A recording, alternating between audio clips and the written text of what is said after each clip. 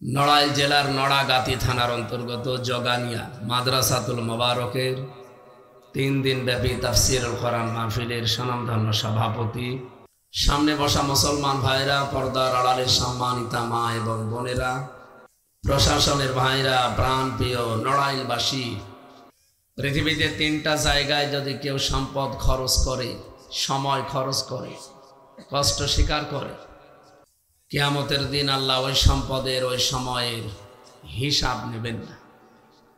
1 নম্বরে কেউ যদি কোরআনের পেছনে শ্রম দেয়, সময় দেয়, তার অর্থ সম্পদ খরচ করে, সে কোরআন প্রচারে হতে পারে, শিক্ষায় হতে পারে, কোরআন কায়েমে হতে পারে।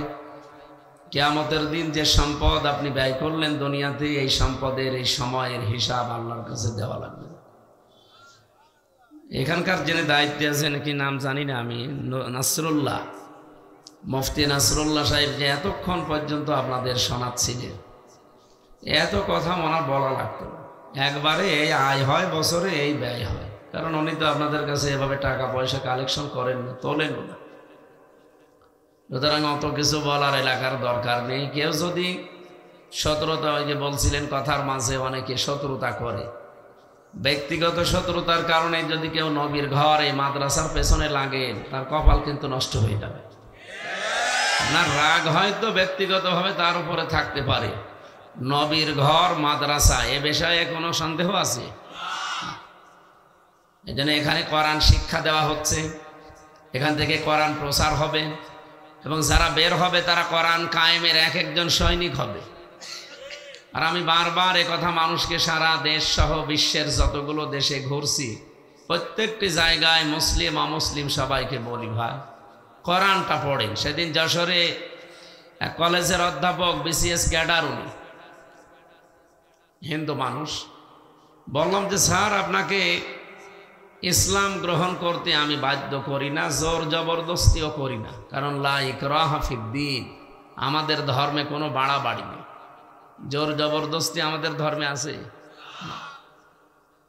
তা আপনাকে আমার ধর্মীয় গ্রন্থ কোরআন আমি পড়তে দিলাম, আপনি বাংলায় পড়েন, ইংরেজিতে পড়েন, পুরাটা পড়বেন, একটু বুঝে পড়বেন। 3 মাস পরে দেখে উনি নিজেই মুসলমান হয়ে গেছে। এই জন্য আমি জানি যে কোরআনের কাছে চমক আছে। আল্লাহ রাব্বুল আলামিন এমন কিছু ক্ষমতা কোরআনের পেছনে দিয়েছেন, কিয়ামত পর্যন্ত মানুষ বোঝে না, তাও কাঁদবে। আমি বহু সেমিনারে, বিশ্বের আন্তর্জাতিক সেমিনারগুলো দেখেছি, যে মানুষগুলো নাস্তিক, আল্লাহ একজন আছে বিশ্বাস করে না, কিন্তু এ বাণী শোনার পরে দেখি 8-10 মিনিট পরে নিজেই কাঁদতেছে। একটা সম্মোহনী শক্তি এর ভেতরে আল্লাহ দিয়ে রেখেছেন। এই জন্য কোরআনের সূরা বাকারার 1ম 2য় আয়াতের ভেতরে আপনি দেখেন, যালিকাল কিতাবু লা রাইবা ফি, কি এই শব্দ কোনোদিন একটু চিন্তা করে পড়েছি? কিতাবের আগে আল্লাহ এখানে আলিফ লাম লাগিয়েছেন। যালিকাল কিতাবু লা রাইবা ফি, একটাই মাত্র কিতাব দুনিয়ায় আছে যেটা মানুষকে হেদায়েত দিতে পারে। যারা আরবি গ্রামার জানে, আলিফ লাম 4 প্রকার হয়, এখানে নির্দিষ্ট করার জন্য আল্লাহ লাগিয়ে দিয়েছেন এমন একটা কিতাবের আগে।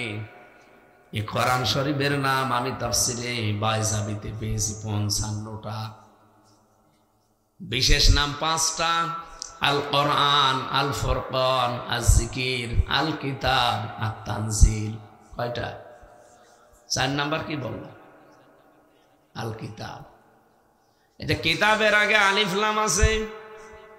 আল্লাহ পাক জানাতে চায় পৃথিবীর মানুষেরা, একটাই মাত্র কিতাব আমি দুনিয়ায় পাঠালাম যেটা মানুষকে হেদায়েত দেওয়ার ক্ষমতা রাখে। হ্যাঁ, যদি আপনার মন থাকে। আপনার মন না থাকলে জোর করে আপনাকে কোরআন হেদায়েত দিয়ে জান্নাত দিয়ে নিয়ে যাবে, অত দায় আল্লাহর পড়ে নাই। কি অত দায় পড়ে গেছে? এই যে সূর্যের কাজ আলো দেওয়া, পৃথিবীতে সবাই কি সূর্যের আলো পায়? কে বললো যেন না? না, ঠিকই বলিস। বাকি যারা বলেছিলেন আন্দাজে বলিস। সবাই সূর্যের আলো পায় না? সবাই পায় না। অন্ধ যারা, ওরা আলো পাবে। এখন দোষ কি সূর্যের না ওর চোখের? চোখের। এই চোখের ভেতরে ৭০,০০০ রগ তার যাই বলেন, এগুলো আমার আল্লাহ মাথার সাথে জোড়া লাগিয়ে রেখেছেন। আপনি কম্পিউটার এখানে ভিড়ান, আপনাকে আমি একটা একটা করে দেখাতে পারবো। ফ্রন্টাল লব আছে, অক্সিপিটাল লব আছে, প্যারাইটাল লব আছে, মোটর কর্টেক্স আছে, সেন্সরি কর্টেক্স আছে, লব আছে। এক একটার সাথে তারগুলো যখন শুধু চামড়া ফেলে দেন, মনে হবে বিশাল ইঞ্জিনিয়ার আপনাকে একটা বিশাল জিনিস বানিয়ে রেখেছে। এই যে চোখের সাথে যে তারগুলোর কানেকশন আছে,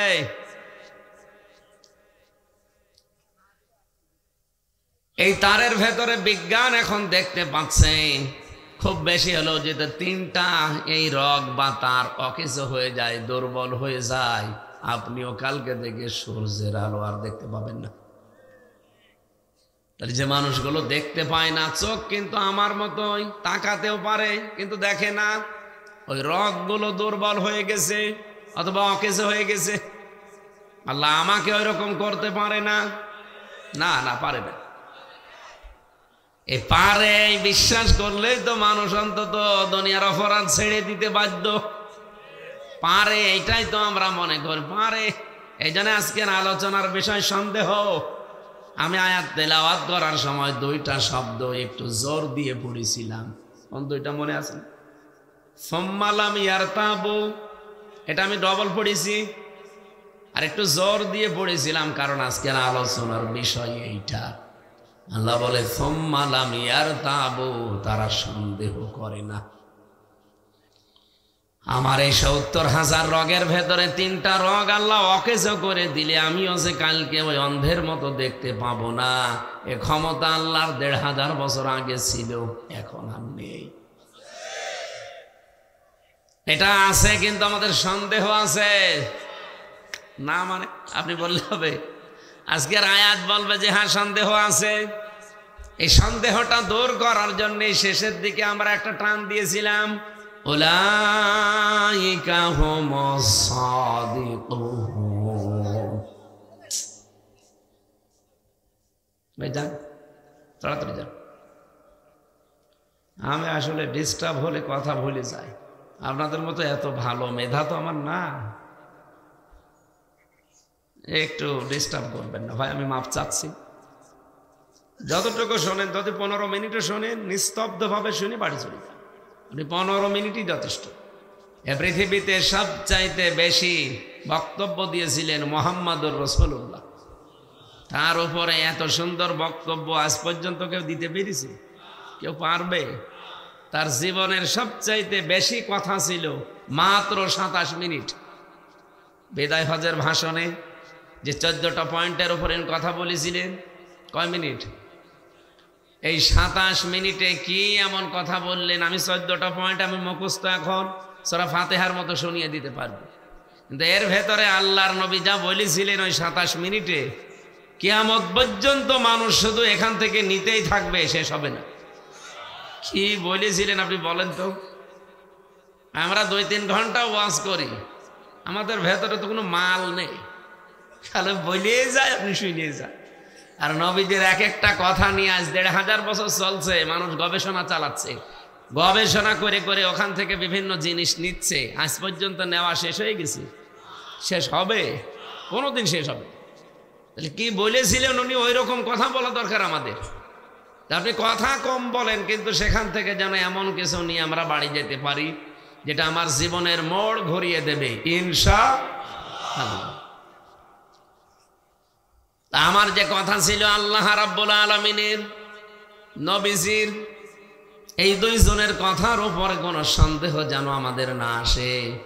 আল্লাহর দৃষ্টিতে আমরা সত্যবাদী, এই শব্দটা সারা জীবন শুনছি যে সত্যবাদীদেরকে আল্লাহ ভালোবাসে, সত্যবাদীদেরকে সবাই ভালোবাসে। কিন্তু কি এটা কি? শুধু সত্য কথা বললেই মানুষ সত্যবাদী হয় না। এ পৃথিবীতে অমুসলিমদের সাথে আমি যখন মিশেছি, বাইরের দেশগুলোতে যে খ্রিস্টানদের সাথে, ইহুদিদের সাথে, বৌদ্ধদের সাথে, আমি বহু দেশে তাদের সাথে মিশেছিলাম। তাদের অন্য গুণ যাই হোক, একটা গুণ আছে, মিথ্যা কথা বলে না। বাইরের দেশে ইহুদিদের সাথে যখন দেখেছি এরা স্ত্রীকে খাস পর্দা করাচ্ছে, হাত মোজা পা মোজা পরানো, এত বড় বড় দাড়ি, মাথায় পাগড়ি দেওয়া, 4-5টা ছেলে মেয়ে বাচ্চা, কাঁধে হাতে, একটা এ কাঁধে একটা এ কাঁধে, একটা মাথায় একটা কাঁধে চলতেছে, একটা হাতে, আর ওর বর পেটে আর একটা, 5-6টা বাচ্চা। দেখলে মনে হবে যে বিশাল বড় কোনো আলেম হবে, বুজুর্গ, অথচ ইহুদি। যদি প্রশ্ন করি, হ্যালো ব্রাদার, হে ভাই, আপনার নবীর নাম কি? What is your prophet? আপনার নবীর নাম কি জিজ্ঞাসা করলে তখন বলে জোসেফ। জোসেফ মানে মুসা আলাইহিস সালাম। আমরা যারে মুসা নবী বলে ডাকি, ওরা জোসেফ বলে। খ্রিস্টানদেরকে যদি জিজ্ঞাসা করা হয় যে আপনার নবীর নাম কি, ওরা বলে যিশু। যিশু মানে ঈসা আলাইহিস সালাম। ওরা হযরতে ইব্রাহিমকে ডাকে আব্রাহাম বলে। হযরতে দাউদ নবীকে ওরা ডাক দেয় ডেভিড বলে। ইসহাক নবীর নাম তারা পাল্টিয়ে দিয়েছে। এই যে আচরণ দেখলে আপনি বুঝবেন না, মনে হবে যে মুসলমানদের বিশাল বড় কোনো বুজুর্গ আলেম হবে, কিন্তু লোকটা ইহুদি। হ্যাঁ, তারা আমাদের নবীকে মানে না। নবীজিকে না মানার কারণে আমরা তাদেরকে কাফের বলে ডাকি। হলো বিশেষ করে আমাদের পাশের রাষ্ট্রের যারা এখন মসজিদগুলো ভেঙ্গে ভেঙ্গে সব দখল করে নিচ্ছে, এই খ্রিস্টান কি এই মুশরিকরা, এই উগ্রপন্থী মুশরিক হিন্দু যারা, সব হিন্দু না, উগ্র যারা, সন্ত্রাসী যারা, জঙ্গি যারা, এরাই কিন্তু আল্লাহর ঘরগুলো আজ 8.5 মাস ধরে ভাঙতেছে। আপনি দেখেছেন কতগুলো ঘর ভাঙলো? গতকালকে একটা ভেঙেছে। ওরা ধোয়া ধোয়া তুলেছে, যেখানে 500 বছর আগে মন্দির ছিল, এই জন্য ভেঙে আমরা মন্দির বানাবো। হিন্দু ধর্ম যে কোনো ধর্মই না, বিশেষ করে উগ্রতা, সন্ত্রাসী, জঙ্গি ধর্ম, এটা আজ বিশ্বের 257টা রাষ্ট্রে প্রমাণ হয়ে গেছে। মাইক্রোসফট নাম শুনেছেন? রিপোর্ট দিয়েছে যে এই পৃথিবীতে 257টা রাষ্ট্র আছে, সব চাইতে বেশি মিথ্যা কথা বলে ইন্ডিয়া। যদিও জোরে বলা যাচ্ছে না, কারণ পাশের বুবু আবার যে আছে ওখানে, জোরে বললে তো বুবু আবার কষ্ট পাবে।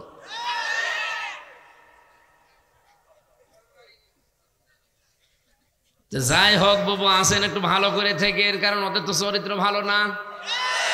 কখন যে কি করে ফেলে, দেখা যাচ্ছে শেষ বয়সে এসে আবার আমাদের মামা হওয়া লাগবে, চাচা হওয়া লাগবে। আমরা এমনি মামা চাচা আছি, অন্তত শেষে এসে যেন আবার চাচা ডাক শোনা না লাগে। কি গো চাচা বলে ডাকতেছে, কে গো? আমার মার নাম হাসানা। হ্যাঁ, কবে হবে? কোথায় এসে মরে গেছে দুলো ভাই কতদিন আগে? না, নতুন দুলা ভাই ছিল না। এতদিন ওরা এই কথায় আমাদেরকে শোনাইতো যে আমাদের স্বামী স্ত্রীর সম্পর্ক। স্বামী স্ত্রীর সম্পর্ক হয় কি করে বলেন? এটা শয়তানও বা বিশ্বাস করবে, আর শয়তানও মানবে না, কারণ দাদা তো এখনো মুসলমানই হয়নি।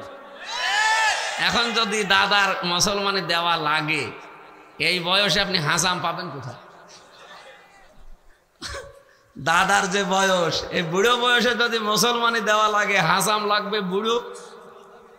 আর বুড়ো হাসামের তো এমনি হাত পা কাঁপে, দেখা যাচ্ছে ছুরি হাতে দেবেন, আগা কাটতেছে, গুড়া কেটেছে। জীবনের মতো দুলা ভাই আমার স্বাদ মিটে যাবে, কারণ আমাদের বুবু তো মুসলমান। আর মুসলমানের সাথে কোনো কাফেরের বিয়ে হতে পারে? মুশরিকের?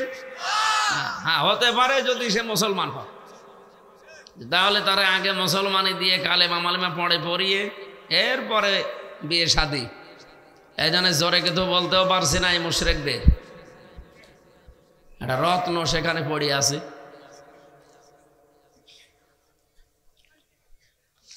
নড়াইলবাসী, আমরা যদি এখন আওয়াজ তুলি সারা বিশ্বের কাছে যে ঢাকার স্বামীবাগের যে ইস্কন মন্দির, এটা 1000 বছর আগে এখানে মসজিদ ছিল, এটা আমরা ভেঙে এখন মসজিদ বানাবো, বলেন কেমন লাগবে আপনাদের? বলেন তো। এই জন্য উগ্রপন্থী যারা সন্ত্রাসী জঙ্গি, এই হিন্দু বাদ দিয়ে বাকি সাধারণ হিন্দুরা পর্যন্ত এখন এই মোদির উপরে খেপায়। ও কি মানুষ? একটা জানোয়ার। যে উপরওয়ালার ঘর, ওরা তো আল্লাহ বলে না, বলে উপরওয়ালার ঘরও ভেঙে ফেলছে। আমার মনে হয় আবাবিল আবার আসার সময় হয়ে গেছে। ওরা যেভাবে মসজিদ ভাঙ্গা আরম্ভ করেছে, যে আল্লাহ তুমি আর একবারের জন্য একটু আবাবিলটা পাঠাও, ওদেরকে দেখাও যে আমি এখনো আছি। কথা বলেন না কেন? এই জন্য সত্যবাদী কারা, আমি এই শব্দ নিয়ে পর্যন্ত এসেছিলাম। ওরা সত্য কথা বলে, সত্য বললেই মানুষ সত্যবাদী হয় না। সত্যবাদী হওয়ার জন্য কিছু আলামত লাগে, কিছু কাজ করা লাগে। ওইগুলো আজকের তেলাওয়াত কিন্তু আয়াতে আছে। আমরা তাফসীর আকারে কথা বলতে চাই ইনশাআল্লাহ। আপনারা লিখেও দিয়েছেন তাফসীরুল কোরআন মাহফিল। আমার ভাইরা, যেহেতু আলিফ লামের ব্যাখ্যা বলছিলাম, পৃথিবীতে এমন একটা কিতাব আল্লাহ দিয়েছেন, এই কিতাবের ক্ষমতা আছে এরকম যে আপনাকে হেদায়েত দিতে পারে। নাকি এখন নেই? এখন আছে। তাফসীরে আমি ব্যাখ্যায় পড়লাম ফি জিলালিল কোরআন, মুফাসসির লিখেছেন এই পৃথিবীতে কেউ যদি কোরআনে কারিমের কাছে সত্যি মন নিয়ে যেতে পারে, সূর্যের আলো যেমন সবাই পায় না, কোরআনের হেদায়েত সবাই পাবে না, তার মন থাকা লাগবে। ওর যেমন চোখ থাকা লাগবে, আমারও মন থাকা লাগবে। গিরিশচন্দ্র সেন, এই লোকটার পুরা জীবনী আমি পড়ে দেখেছি। পুরা কোরআন শরীফের শুধু বাংলা অর্থ করে না, ও তাফসীরও একটা লিখেছে। কথা বলেন কেন ভাই? দেন ওটা খুলে দেন, দেন। ও মেয়ে লোক, এই ওটা খোলা দরকার। মহিলারা এখানে কেন? ওদের বাড়ির ভেতরে পাঠিয়ে দেন। হ্যাঁ হ্যাঁ, মহিলা স্টেজ আছে, ওখানে যান। আপনারা এখানে কেন? বাবা শাহজালাল শেষে সব হালাল হয়ে যাবে। যান একটু ভেতরে যান, আপনারা ভেতরে যান, কিছু কথা শোনেন। আপনাদের কথাও 10-15 মিনিট বলবো ইনশাল্লাহ। আপনারা কথা বলবেন না ভাই, এই এদিকে তাকান, থাক ওখানে দাঁড়িয়ে থাক। আমার ভাইরা, এই আয়াতের পক্ষে আমি একটা হাদিস পেয়েছিলাম। বিশ্ব নবী বলেন, মানিত্তাবাআল হুদা বিগাইরিল কোরআন আদাল্লাহুল্লাহ। তিরমিজি শরীফের হাদিস। কোন মানুষ যদি কোরআন বাদ দিয়ে পৃথিবীর কোন জায়গায় ভালো হওয়ার নিয়তেও যায়, আল্লাহ নিজে তাকে দায়িত্ব নিয়ে গোমরা বানিয়ে দেয়। শব্দটা দেখেছেন আদাল্লাহ, এখানে আলেম আছে অনেক। আদাল্লাহ ইউদিল্লু বাবে ইফআল থেকে এসেছে। বাবে ইফআলের খাসিয়াত হচ্ছে 9টা। এর 1 নাম্বার খাসিয়াত, এখানে বাংলা অর্থ দাঁড়িয়েছে এইটা। আপনার নিয়ত হয়তো ভালো ছিল, কিন্তু সেখানে কোরআন ছিল না। আপনার যতই ভালো নিয়ত থাক, আপনি যত ভালো নিয়তে সেখানে থাকেন না কেন, যে আমি তো ভালো নিয়তে আছি, কিন্তু কোরআন সেখানে নেই, কোরআনের কর্মসূচি সেখানে চলে না। এই জন্য নিজে আল্লাহ দায়িত্ব নিবে আপনাকে গোমরা বানিয়ে দিতে। এবার আপনি জবান খুলে বলবেন, হেদায়েত দেওয়ার একচ্ছত্র মালিকানা হামজার। এখানে পাগলকেও জিজ্ঞাসা করলেও যদি কথা বলতে নাও পারে, তাও আল্লাহকে দেখাবে। হেদায়েত দিতে দুনিয়ায় কেউ পারে? নবীকেও আল্লাহ হাতে দেয়নি এটা, তাহলে নবী নিজের সবাইকে দিয়ে দিত। এটা আল্লাহ শুধুমাত্র নিজের হাতে রেখেছেন, যেন কারো হাতে যেহেতু এটা নেই। আল্লাহ বলেন, আদাল্লাহুল্লাহ, আমি নিজে দায়িত্ব নিলাম তোকে খারাপ বানিয়ে দেব। তাহলে আজকে থেকে হাদিস মানা যায় না। নবী যদি দল্লা শব্দ দিতেন, সুলাসি মুজাররদ থেকে যেটা এসেছে, দল্লা ইয়াদিল্লু, আদাল্লা ইউদিল্লু, ওটা বাবে ইফআল, দল্লা ইয়াদিল্লু, সুলাসি মুজাররদের কায়দা। এটার বাংলা অর্থ আসতো এমন যে আপনি নিজেই নিজেকে খারাপ বানিয়ে ফেলেছেন। কিন্তু আপনি নিজেকে খারাপ বানাচ্ছেন না, আপনাকে খারাপ বানানো হচ্ছে। কে বানাচ্ছে? কেন? কারণ যেখানে কোরআন নেই, যালিকাল কিতাব আলিফ লাম দিয়ে আল্লাহ নির্দিষ্ট করলেন, এরপরও কোরআন যেখানে নেই আপনি সেখানে গেলেন কেন? এই জন্য আজকে সিদ্ধান্ত নেওয়ার সময় এসেছে। এই ময়দানে শুধু আসা আর চেহারা দেখানো না, কিছু নিয়ে বাড়ি যাওয়া লাগবে। বাংলাদেশে যেই পীরের দরবারে কোরআন নেই, কোরআনের কর্মসূচি নেই, কোরআন বাস্তবায়ন করার কোনো কর্মসূচি সেখান থেকে আসে না, ওই দরবার যদি আমার বাবাও কায়েম করে, আমি ওই দরবারে নেই, এ পর্যন্ত ঠিক থাকবে তো? বাংলাদেশ এখন ৭৩টার উপরে রাজনৈতিক দল, যেই দলের কর্মসূচিতে কোরআন নেই, কোরআন প্রতিষ্ঠার কোনো নিয়ম নীতি যে দলে নেই, ওই দল যদি আমার বাবাও প্রতিষ্ঠা করে থাকে, আমি ওই দলে আজকে থেকে নেই। না, এটা এত জোরে বলবো, দিনকাল এখনো ভালো না, কারণ এটা আপনারা মানবেন না আমি জানি না। এটা মানতে যদি পারেন, হেদায়েত আপনি অলরেডি পেয়ে গেছেন। যে কোরআন যেখানে নেই, ও দল যদি আমার বাবাও প্রতিষ্ঠাতা হয়, আমি ওই দলে নেই। কারণ আমি আমার ভালো হওয়ার নিয়তেও যদি থাকি, যে না দলটা তো ভালো, কাজ কারবার ভালো, কিন্তু কোরআন শরীফের কোনো কর্মসূচি সেখানে নেই, আমি যদি ভালো নিয়তেও থাকি, আমাকে খারাপ বানাবে কে? বলেন বলেন। তাহলে এই নিয়ত যারা করে ফেলেছেন, এরকম দরবারে থাকবেন না, এরকম দলে থাকবেন না, তারা শুধু হাত তুলে দেখান তো। এই আন্দাজে হাত তুলবেন না।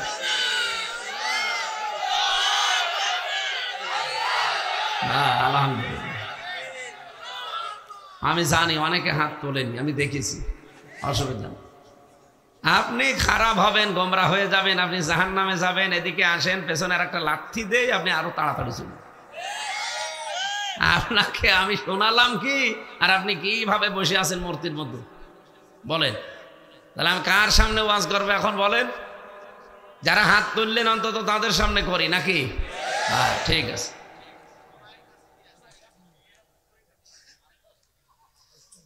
যেহেতু এমন কিতাব আমরা শুনতে এসেছি, আল্লাযীনা ইয়াসতামিউনা ফায়াত্তাবিউনা আহসানা উলাইকাল্লাযীনা হাদাহুমুল্লাহ ওয়া উলাইকা হুম উলুল আলবাব। সূরা জুমারের 18 নম্বর আয়াতে আল্লাহ বলেন, যারা আমার এই কোরআন থেকে উত্তম কথাগুলো শ্রবণ করে, ফায়াত্তাবিউনা আহসানা, শুধু শ্রবণ করে শেষ করে দেয় না, এগুলো অনুসরণের সিদ্ধান্ত নিয়ে ফেলে। আজকে আমরা যতটুকু শুনবো, যেগুলো ভালো কথা, উত্তম কথা, মাস্ট বি ওগুলো মানার সিদ্ধান্ত নিয়ে ফেলবো।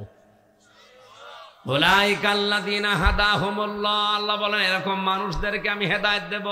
কয়টা গুণ পেলাম? যারা আল্লাহর এই কথাগুলো শুনবে আর যারা এটা মেনে নেওয়ার সিদ্ধান্ত নিয়ে ফেলবে, আল্লাহ বলেন তাদেরকে আমি আল্লাহ নিজে হেদায়েত দান করব। উলাইকা হুম উলুল আলবাব, আর এরাই হচ্ছে আমার বান্দাদের ভেতরে বুদ্ধিমান। সুবহানাল্লাহ বলতে পারেন না?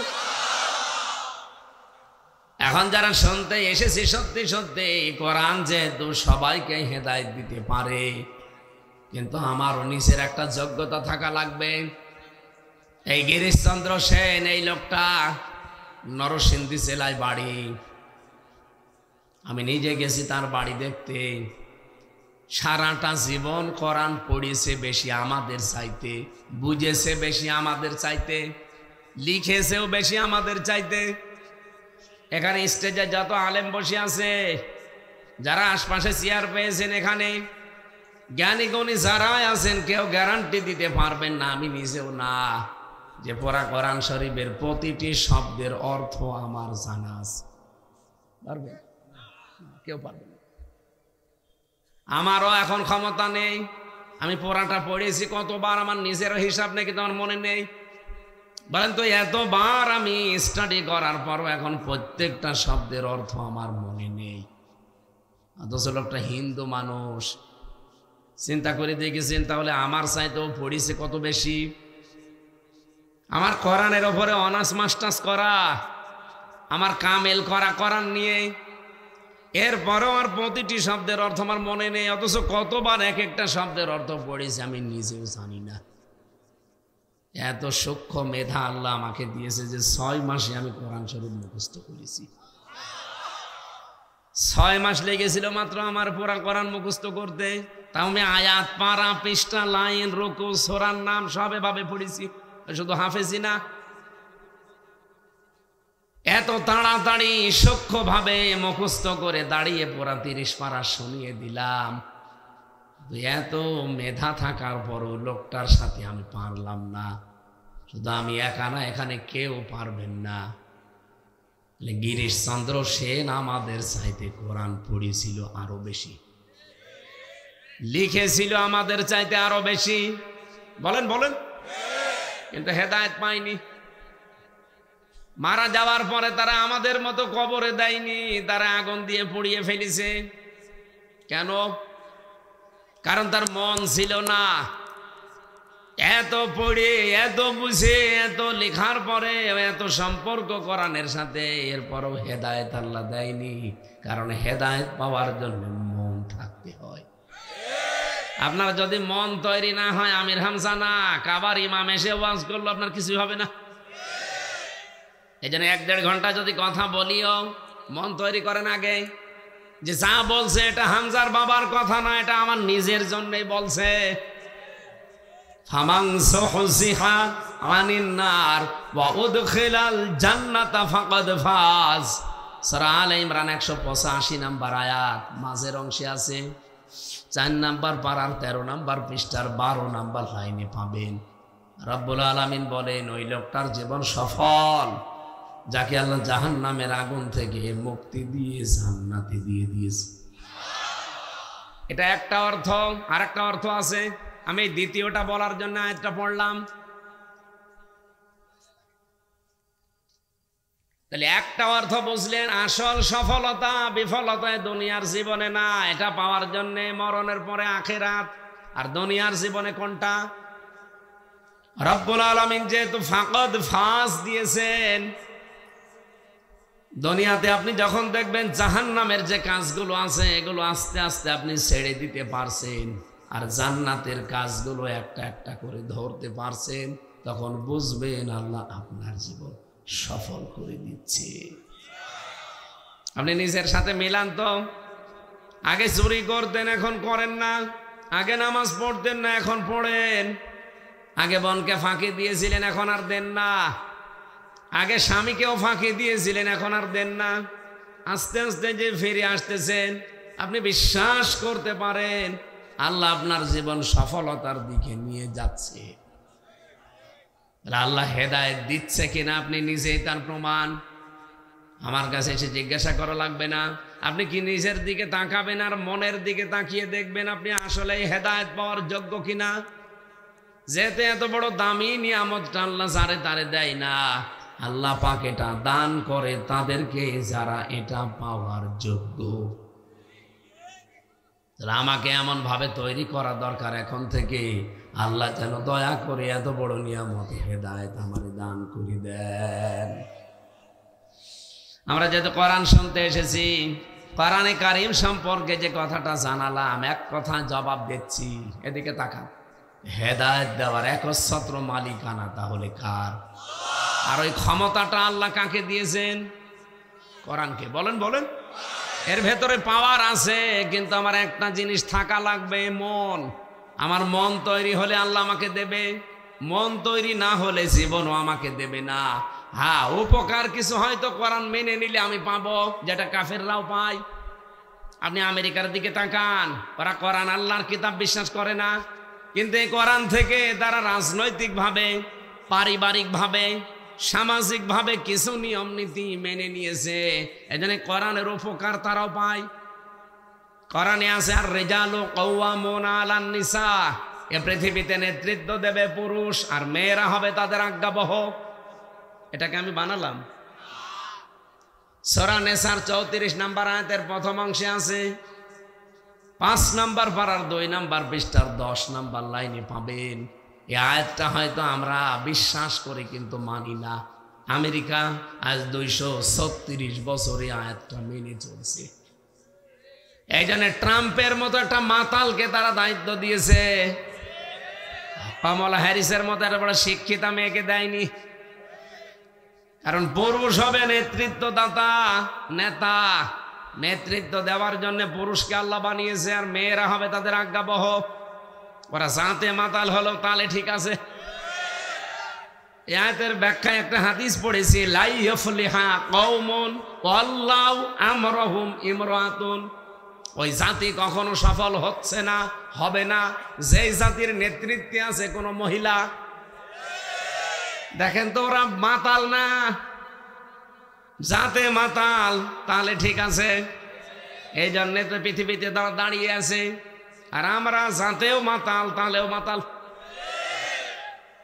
54 বছরের ভেতরে আপনি বলেন নিজের বিবেক দিয়ে এই দেশটা নেতৃত্ব দিয়েছে, চালিয়েছে পুরুষ মানুষ বেশি না মহিলা? এমনকি বিরোধী দলেও যারা ছিল তারাও মহিলা। এমন বিরোধী দলীয় নেত্রী পেয়েছিলাম, আমার মনে হয় ঠেলা দেওয়াও লাগে না, আগেই পড়ে যায়। রওশনের সাথে এর যা শরীরের অবস্থা, একে বিরোধী দলীয় নেত্রী হওয়ার মতো। আমার ভাইরা, আমি যে কথা বলতে চাই, ওরা কোরআন মানে না, বিশ্বাস করে না, কিন্তু যতটুকুই দেখাচ্ছে ততটুকু উপকার পেয়েছে। ওদের পারিবারিক জীবনের দিকে তাকান, বিয়ে আল্লাহর হুকুম, রাসূলের সুন্নাহ। ওরা কোরআন মানে না, কিন্তু এইটা একটু মেনে নিয়েছে। এই জন্য আজ বিশ্বের বিভিন্ন দেশে বিয়ে শাদীর বিকল্প আর কোনো কিছুতে যে মানব সভ্যতা টেকে না, এটা প্রমাণ হয়ে গেছে সামাজিক জীবনে।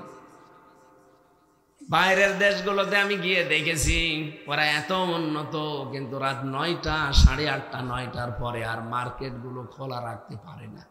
এশার আজান আমরা দেই 8:30টায়, 8টা, 8:30টায় ওদের দোকানঘাটও সব বন্ধ হয়ে যায়। এত সিসি ক্যামেরা, এত উন্নত প্রযুক্তি, এত পাহারাদার, তারপরও ওরা পারে না কন্ট্রোল করতে। এই জন্য সন্ধ্যা নামার পরে বন্ধ করে দেয়। আর আমাদের বাংলাদেশে নরসিংদীর দিকে তাকান, বাবুরহাট, কাপুরের হাট, রাত 12টা, 1টা, 2টা, 3টা নেই, সারা রাত চলছে, কোটি কোটি টাকার বিক্রি হচ্ছে, কোনো চিন্তা নেই। হ্যাঁ, কিছু চিন্তা তো আছে, শুধু কোরআন না থাকার কারণে। এটা যদি থাকতো তাহলে 24 ঘন্টায় আপনার কাছে দিনের মতো মনে হতো। আমি মালয়েশিয়া বাংলাদেশের চাইতে প্রায় 5 ডবল বড়। এই মাথা থেকে ওই মাথা 3000 কিলোমিটার, 4000 কিলোমিটার গাড়ি নিয়ে আমি রান করেছি। দিন নেই রাত নেই, এই মাথা থেকে ও মাথা। আমার মনের ভেতরে একটা সেকেন্ডের জন্য কোনো ভয় আসে নাই, শুধু আল্লাহর ভয় ছাড়া। কারণ কোনো ডাকাতি নেই, কোনো চিন্তাই নেই। মালয়েশিয়া বিশ্ববিদ্যালয়ে যাবার পরে কিছু ছাত্র ভাইরা এসে বলছে, হুজুর এই যে মোবাইলটা এখানে পড়ে আছে, যদি এর পাশ দিয়ে বাংলাদেশ আর ভারতের কোনো লোকজন না যায়, এখানে সারা জীবন মোবাইল পড়ে থাকবে। 120টা দেশের ছেলে মেয়েরা এখানে আছে, শুধু বাংলাদেশ আর ভারতের লোক না গেলে মোবাইলের কিছু হবে না। কিন্তু এই দেশের লোক যদি যায়, মোবাইল আর থাকবে না। নিজেকে খুব ছোট মনে হচ্ছিল, আল্লাহ প্রথমে বাংলাদেশের নাম বলল।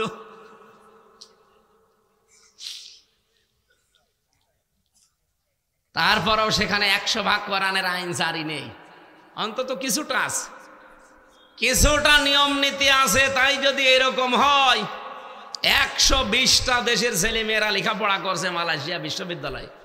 আমি নিজেও ভর্তি হওয়ার জন্য যাওয়ার চিন্তা ভাবনায় আছি।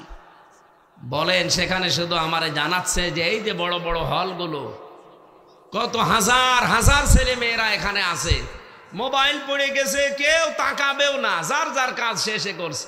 কিন্তু বাংলাদেশ আর ভারতের লোক যদি সামনে দিয়ে হেঁটে যায়, এই দুই দেশের ছেলে মেয়েরা হেঁটে গেলেও মোবাইল আর পাওয়া যাবে না, গায়েব হয়ে যাবে। আমার এক দুষ্ট বন্ধু ছিল বিশ্ববিদ্যালয়ে থাকাকালীন, এত দুষ্ট। আমার একদিন বলছে, তুমি তো ওয়াজ করো, এ দেশটা দেখো ডিজিটাল হচ্ছে, ডিজিটাল না টাল হয়ে যাচ্ছে। একবার আমি ঢাকায় যাচ্ছিলাম, আমারে শোনাচ্ছে যে নর্মাল একটা কোচে চড়ে যাচ্ছি, হঠাৎ সিরাজগঞ্জ গোল চত্বর পাওয়ার আগে আমার পেটে ব্যথা। বললাম ড্রাইভার সাহেব গাড়ি থামান। ড্রাইভার বলছে না এখানে গাড়ি থামবে না, একেবারে জায়গা মতো গোল চত্বর ছাড়া এখানে থামানো যাবে না। তোমার যদি খুব বেশি অসুবিধা হয় অন্তত হোটেল পাওয়ার আগ পর্যন্ত আল্লাহ আল্লাহ করো। বলছে পেটে আমার গন্ডগোলে কি আল্লাহ আল্লাহ থামে?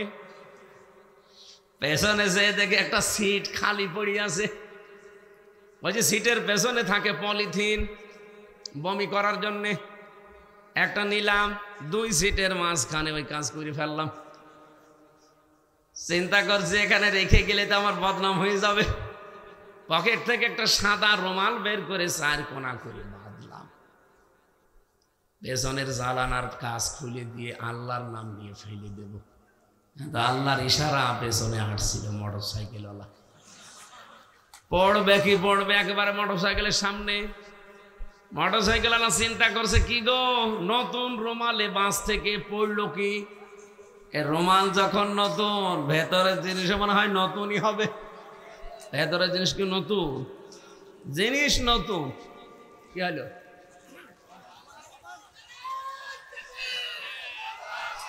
বৃষ্টি হচ্ছে মানে কে বলতে বললো, আবার অফিসে খোঁজ নিলাম কাল সকালে বৃষ্টি হবে।